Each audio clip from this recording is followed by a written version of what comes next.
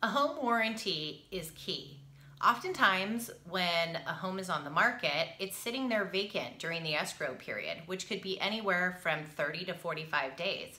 And oftentimes, the seller has done some repair work in prepping to put the house on the market.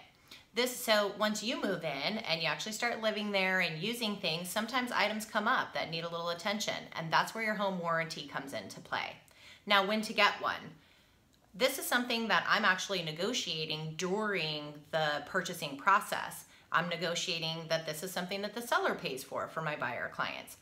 And I'm also negotiating that we are getting a premium home warranty. There's all kinds of different coverage programs out there and plans, so you really want to know what you're getting. Typically with a premium home warranty, that's going to cover some additional items like an air conditioner, washer and dryer, refrigerator, things of that nature. One of the biggest tips though that I think I can share with you today is understanding how to use your home warranty when something does come up.